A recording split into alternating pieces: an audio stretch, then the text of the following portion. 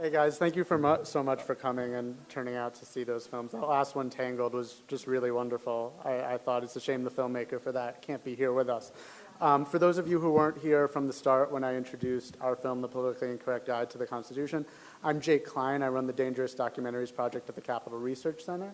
And definitely you should follow our YouTube channel.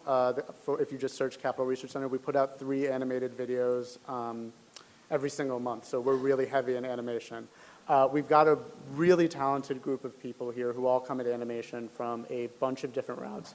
So why don't we just go down, starting with Jennifer, and introduce yourselves, talk about what you do, and how you got involved with animation.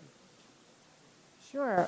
My name is Jennifer Grossman. I'm CEO of the Atlas Society. It's a 30-year-old philosophy think tank that was founded by David Kelly. I was recruited, almost 4 years ago to take over the organization. And when I came in, they had a video project that they wanted to accomplish. And I said, okay, what was the idea? And it was, pretty kind of standard, like talking heads kind of thing. And I said, well, how much do we have in the budget? And it was essentially 10 cents. It was next to nothing. So I thought, well, what can I do with like 10 cents, essentially? And I had seen on YouTube, and the other thing was that I was shifting our target market away from, or not away from, but in addition to people that had been longtime objectivists, open objectivists, to young people who were being seduced by socialism and perhaps has really not heard anything about Ayn Rand. So I saw that young people were watching on YouTube a kind of Draw My Life video that celebrities and comedians were popularizing, and it was pretty, kind of crude, just stick figures drawn by hand on a whiteboard, first-person narrative. I was born here. I was, this happened to me. Just a couple of minutes. I'm like, well, I can do that. Little did I know it was actually not quite that easy to do.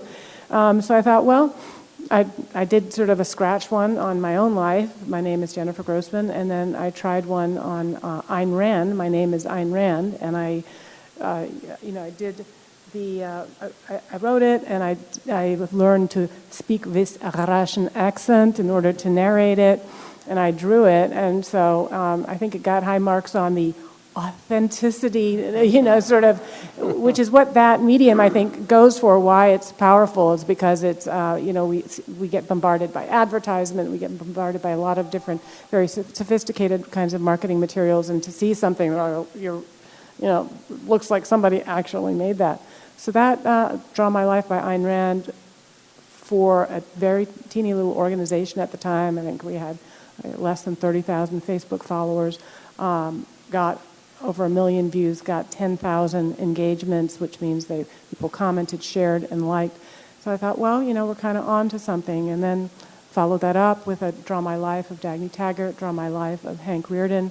Those were professionally done because, I was trying to reach an audience that was interested in this almost naive kind of illustration, but also, I had my board, and I had the audience of objectivists that they didn't want to see a bunch of scribbles. They wanted to see something a little bit more produced. And then our board asked us to start applying these to concepts to see if you could say, my name is envy, and my name is victimhood. And we chose victimhood because there's an epidemic of victimhood, and people are using victimhood in order to gain political power. And so that's the story of the video. I worked with Michael and Patrick. We've become a team. We've produced almost a dozen of these together, and other different kinds of videos. And we have 3 new ones coming up that you'll see over the course of the next few weeks. My name is Gratitude, which is a good antidote to victimhood, resentment, envy. My name is America, her telling her story. And my name is Socialism. So if you go to our Facebook page, you can watch them all there, or go to our Atlas Society website, and you can also see them there. Thank you. So I'm Sean Malone. I'm the Director of Media for the Foundation for Economic Education, which I assume most of you guys probably are aware of, but we're a now almost 74-year-old organization founded by Leonard Reed, and we produce digital media content and in-person seminars for the advancement of what we call the freedom as a life philosophy for young people around the country, around the world. And my history with animation goes way, way back to maybe 2009, 2010, where I started teaching myself how to do motion graphics work, and that turned into work that I did at the Daily Caller, where I built their first media production team, and we did, Mary Catherine Ham and I did a stop-motion animated piece called Peep Didn't Start the Fire, which was all stop-motion marshmallow peeps doing news, which was pretty funny. And I've done a bunch of animation projects since, culminating in a bi-monthly series for the Foundation for Economic Education called Common Sense Soapbox, starring and basically produced by myself, written and animated by Seamus Coughlin of Freedom Tunes. I don't know if you guys are familiar with that YouTube channel, but it's a very successful comedy shorts channel. We've done about 40 of those now. I think doing the math on that seems about right. And we're about to embark on a 10-part specifically Austrian economics education sort of narrative run that's part of that series, so that's pretty exciting. But and then we've also done a few really beautifully animated pieces that I actually I did not do the artwork for, but I did the animation for myself on Lawrence Reed's book Real Heroes, and that stuff is all really good. So that's kind of my history with animation. And as long as I'm plugging YouTube channels, Sean runs an amazing YouTube channel for Fee, and everybody should go and pull out your phone and subscribe to that. And I believe you just broke 100,000 followers recently, is that correct? Yeah, earlier this year, we're at about 108,000 now, and that's been only within the last year and a half, so I'm really proud of that. That's youtube.com/Fee online. Yeah, hitting those kinds of numbers is for organizations like ours is really, really impressive and a big deal. Thanks, man. Us?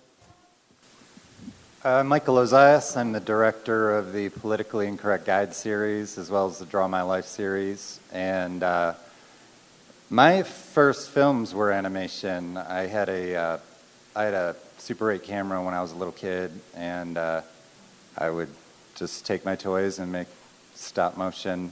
You know, didn't really have access to actors. And from there, it was my intention to be a filmmaker, so I continued to pursue it.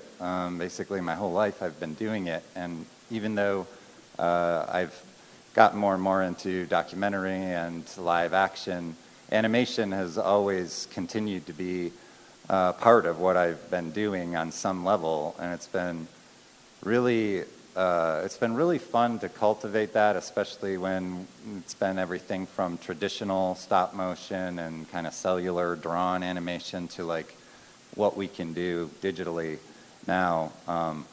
It's been great. It's been rare that I've really done much in the way of animation that was the same from one thing to the next. It's almost like every single thing is an experiment, and that's part of the fun about it. I kind of like seeing it rendered in different ways and seeing what you can do with it. And then to come here and see these two things back to back with such different styles is like, it was cool to see that like that. So thank you, Joanne, for the forum there. And also my compliments to the filmmakers of Tangled as well. It was a really, really great film. So yeah, that's me.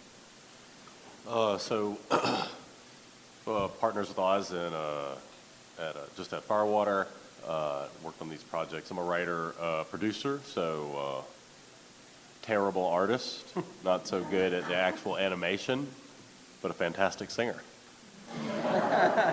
So my role in the animation work we do is, in the script writing and the visualization, collaborating with Oz and Jennifer on the storyboards and the visuals, and just not coming from an animation background, initially, one of the things that I love about animation is the ability to just create a visual language and world that is unique and different and integrates the story, the characters, the emotions in a sweeping way that no other form really allows for. So it's a wonderful medium, challenging, and I think we have a lot of opportunity to use it for great effect. I'm going to try and go around with one or two more questions for the panel, but if anyone wants to start lining up behind the microphone, we'll go to Q&A after that. For all of you, animation is a really difficult choice to make when you're developing a project. You know it's potentially going to take really long. It's really rigid. You have to do an extremely detailed pre-production workflow. You can't, like a doc, just start going out and shooting it and figuring it out. And it's potentially really expensive sometimes too. So when you guys are getting off the ground and deciding, we want to communicate some point, some idea that spreads our message via media, how do you decide animation and why do you decide animation? Maybe we'll start with Patrick and go the other way, back down. Yeah, well, there's animation versus live action versus documentary, some other form, and then what type of animation. And, our philosophy, we've done probably well over 200 animated videos across the past few years, is to allow the style, both visually and tonally, to come from the story. So we don't specialize in a particular form of animation where you would see that this is what we do every single time. In fact, you saw two different things we did, but if we lined up, we could probably line up several and they would all look different. And that's something that is really important to us because we feel that the story itself deserves a form that communicates the message in the world that's created. And there's a lot of pieces for attention to detail, a lot of elements that you put together when you make a piece like that. Same question, just... Yeah, if you don't want to give an answer, feel free to pass, and I'll go on to the next one.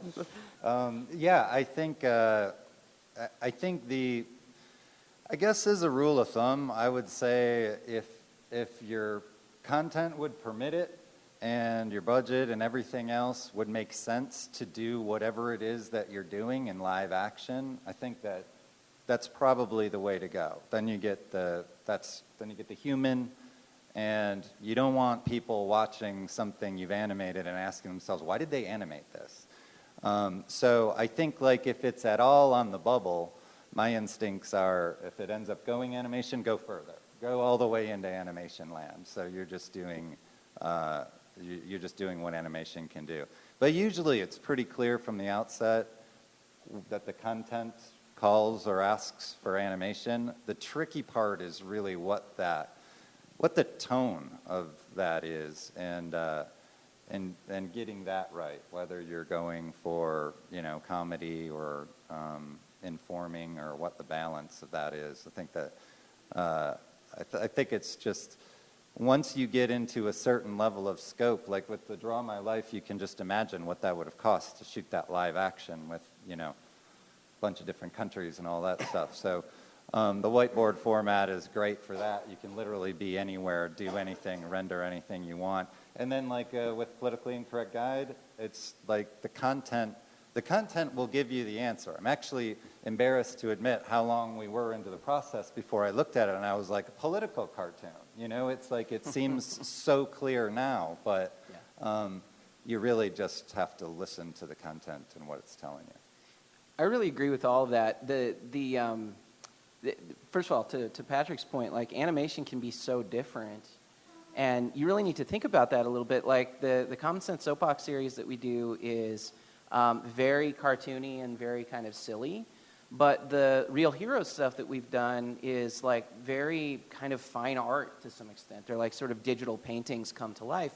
And that really comes from the difference between like just doing something for comedy and then doing something to sort of elevate these like big ideas of heroism and like these stories of real historical people and stuff. So the content itself really did inform like the aesthetic of it. But the other thing, and this gets a little bit to Oz's point, like the animation can do stuff that live action absolutely can't do. Like you can be surreal with it. You can do things like Tangled is a really, really good example of that, where like the whole thing is this incredible metaphor, this silent metaphor of, you know, strings being attached to this girl who's walking through these bombed out horrible things. To do that in live action would be literally impossible. Like you absolutely couldn't do that in a way that would do it any kind of justice. So like doing that in animation makes a lot of sense. And similarly with the series that we do, you know, we did an episode on college debt, and we literally dropped a giant bag of money on a girl going to college and squished her, right? And I can't really do that in live action either. Like that kind of thing is surreal and kind of ridiculous, but it's what animation is for. And yeah, it's the expense. I mean, it's an expense, but you know, if you get the right connection of things, it's actually cheaper, I think, to do it that way than if you tried to do it live action. So it's, yeah, I agree. Yes, for us, certainly the first couple were a lot less expensive, and that choice was driven by cost. But I think also the choice was driven by who we are as an organization at the Atlas Society, and we're building creatively upon the ideas of Ayn Rand, who many of us may think of as a philosopher, but I tend to think of as first and foremost an artist. And she talked about art as recreating reality according to one's values. And so at the Atlas Society, we've really emphasized visually creative, more artistically oriented projects, from doing, you know, an art contest right out of the box with our artist in residence, to our graphic novel of Anthem, which we then also animated into an 18-part series. So I think that art has a way of being able to reach people on a spiritual level that is essential to trying to persuade people of our point of view. Because we tend to look at the facts, and it hasn't worked, and the math doesn't add up. But engaging the imagination and engaging the emotions is something I think that you can do uniquely with art and in this format, animation. Yeah, I think a lot of people who aren't like super deep into Ayn Rand don't know that she had like a whole philosophy of art, and that she wasn't just, writing about politics and greed all the time, although obviously that's certainly core. Anybody who's interested in that should go and read her book, The Romantic Manifesto, which is, you would know better than I would, but probably one of her least read books, and is, just absolutely incredibly insightful on like what art is and how art works and all that other stuff. So it looks like we have a question from the audience. You want to go ahead? Perhaps invested a lot of my childhood in watching Hanna-Barbera and Warner Brothers cartoons. I want to thank you for using animation. Question about the politically incorrect guide to the Constitution. Did you say that that's the first of 10 parts? If so, does that mean we're going to be seeing about 30 topics total? And can you give us some preview about what some of the other topics might be? Yeah, it does. So we're still working on the rest of the episodes, so we can't say what exactly the topics are yet. But you're right, each episode is going to have a broad overarching topic. Like this first one was the Constitution, right? And it's based on a book series, so there's lots of things in the book series. There's Politically Incorrect Guide to Communism, Politically Incorrect Guide to Climate Change, to feminism, to the 60s, et cetera. So there's a lot there. We're not going to be sticking to that exactly. And then, yes, within each episode, we'll have 3 smaller segments, topics within the broader topic. So that's exactly right. So wait, so that's the there was one thing on the Constitution. You're not going to do... No, more on yeah, the so it's one episode on the, so not every episode is going to be on the Constitution. Sorry if that wasn't clear. We should probably clarify that if that's No, not because clear. I would think then if you only are doing one episode on the Constitution, it seems like you've left a lot on the table, right? There are a lot of other things in the Constitution that you could, Oh, like the Second absolutely. Amendment and so forth, that you could talk about. Oh, yeah, absolutely. I mean, we could, Michael and Tom on their podcasts and in their other platforms, talk about that endlessly. That's just the nature of doing a 12 to 15-minute, animated show. You can't talk about everything in those time constraints. But yeah, again, go to dangerousdocumentaries.com and you can sign up for our email list and we'll update you on that when that's coming out. We expect it will be out by early 2020. And so we're really excited about that. Jake, one of the things that I've learned from doing this kind of stuff and like doing this kind of content on a basically weekly basis is that the good and the bad news is that there's literally no end to what you can cover. Yeah. Like, there are so many terrible ideas out there to actually go deal with. Endless, absolutely endless. Yeah, absolutely. Delving into that a little bit more, so obviously we're not just animating to animate, we're a little bit unique in that we're animating with an agenda, right? We're really trying to teach people certain ideas and spread the ideas of liberty. So maybe going from Jennifer down, if you guys want to answer, how have you seen animation be able to help you reach people in new ways and convince people of ideas and just spread the message of liberty in ways that, the other mediums that you guys work on, be it artistic or be it writing or being whatever, simply just can't get across to people? Well, I have a business background, so, we look at the market in a segmented way with different kinds of consumers who have different kinds of needs that they're looking for, and therefore we do different kinds of products. I think with the Draw My Life videos, one of the things that is helpful in terms of engaging the attention is that it's a person, it's a person telling their story. So they start with their name. People they care about people, they want to be able to connect with a person telling their narrative. So that's one of the reasons that we've chosen to go with this in order to talk about some really, I wouldn't say complicated, but they're big ideas. How do you talk about greed and talk about it in a different way?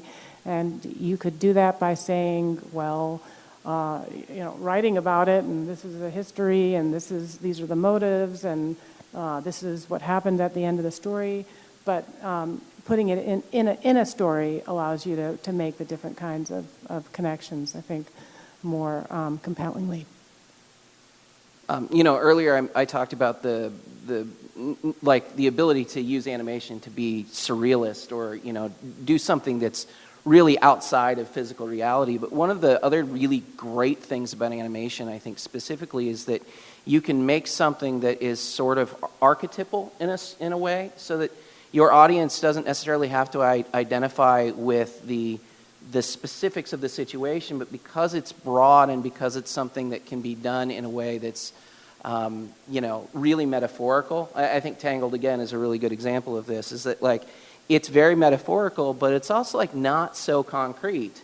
So you can really put yourself into it. So as an audience member, you can get a level of empathy that I think sometimes you can't even in live action. And that's a thing that I think animation's great at. And it's something certainly I've seen with the work that we've done.